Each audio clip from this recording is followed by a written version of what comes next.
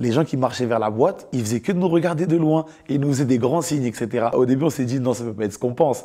Et au final, c'était vraiment ce qu'on pense. Il y a des gens qui commencent à crier « Taïk, Taïk !» Alors, mon histoire, elle se passe pile il y a à peu près 2 ans. C'était l'été 2021. Il faut savoir que moi, je suis DJ dans la vie. Moi et mon camarade avec qui je bosse, on s'est lancé à notre compte, etc.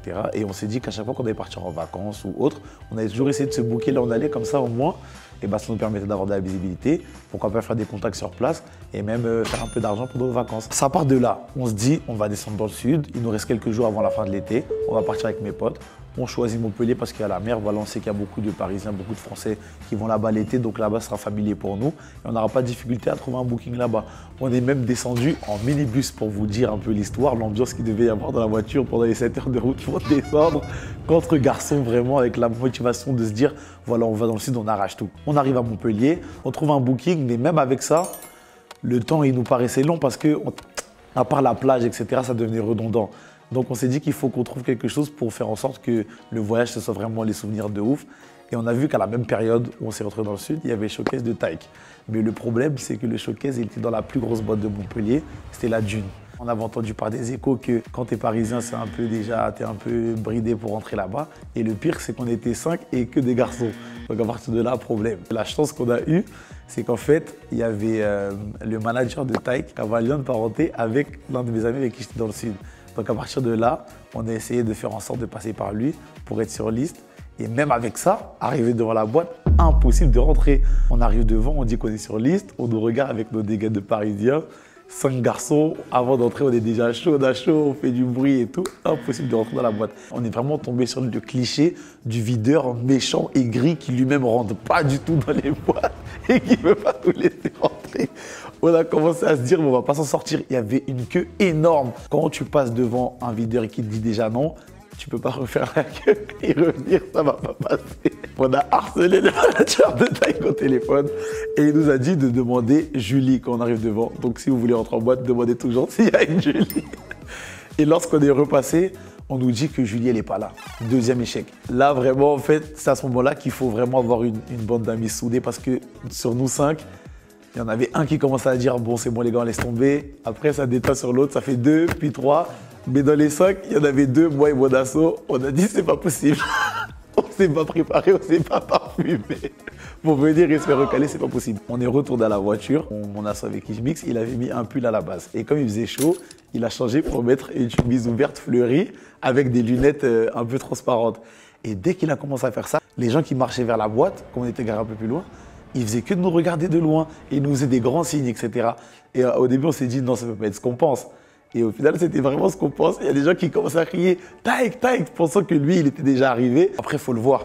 Il est vraiment foncé de peau pareil, avec une grosse barbe. À l'époque, ils avaient à peu près la même coupe de cheveux. Et du coup, avec la chemise ouverte fleurie, les bijoux, tout ça, les lunettes. Franchement, avec 4 autres gars autour, de loin, tu pouvais pas trop savoir. On a commencé à marcher comme si on était des vigiles. On marchait, on l'encerclait un peu. Ça veut dire que les gens, ils le voyaient encore moins. Et lui, il tournait beaucoup la tête comme ça. Et à partir de là, jusqu'à la boîte, les gens ils pensaient qu'on était avec Taïki. On est rentré directement du côté VIP. On a dit qu'on était là avec Julie, qu'on était sur la liste de Julie. Bam bam, on nous a trouvés, on est rentré. Et à partir du moment où on est rentré dans la boîte, là c'était le plus grand jeu d'acteur de ma vie. On a commencé à marcher, à dire aux gens excusez-moi, excusez-moi, laissez passer, laissez passer. Et les gens ils faisaient que de se retourner sur nous. Il y a des gens qui s'arrêtaient pour prendre des photos avec, des vidéos avec. Et à partir de ce moment-là, on a vu qu'on était rentré, ben, foutu pour foutu. On est allé au bout du truc. Il y a des moments, on devenait même fou. On parlait en anglais, excuse me. Alors, pourquoi les vigiles ils seraient anglais?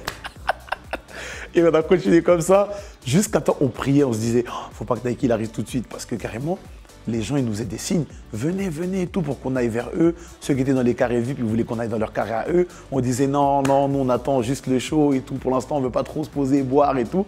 Et la mascarade elle a continué jusqu'au bout. Et la chance qu'on a eue c'est que Taïk il est vraiment arrivé super tard ce jour-là. Jusqu'à temps qu'il arrive, bah, la sauce elle avait bien pris déjà. Et quand il est arrivé pour de vrai, bon, c'était un peu la fin d'un rêve. On avait déjà bien rigolé, on avait déjà fait le tour de la boîte, du VIP, etc. Et le speaker, en fait, ce qu'il faisait, c'est qu'il n'arrêtait pas d'annoncer « Ouais, bientôt, etc., le show de Taïki et tout ». Et les gens, ils nous regardaient, ils nous faisaient des signes. Et il y en a même qui criaient vers nous « Wow !» alors que c'était pas nous. Et dès qu'on a vu que le speaker commençait à trop annoncer l'arrivée de Taïki, on s'est mis dans l'escalier pour aller en direction du VIP. pour qu'on ne nous voit plus trop et essayer de se faire oublier un peu. Ça fait que quand Prêt Avec il est arrivé par une entrée, pas l'entrée principale, parce qu'il y avait une entrée artiste sur le côté, il est passé, nous on avait un peu déjà disparu de la foule. Et à partir de là, quand il a commencé à chanter, on s'est fait petit pour plus qu'on nous regarde ou quoi. Et quand ça s'est terminé, on a vraiment réussi à croiser son manager, du coup, qui nous avait invités au showcase. Et lui aussi, ça l'a fait rigoler et tout, le fait que les gens, ils s'étaient un peu trompés, qu'ils étaient confondus et tout.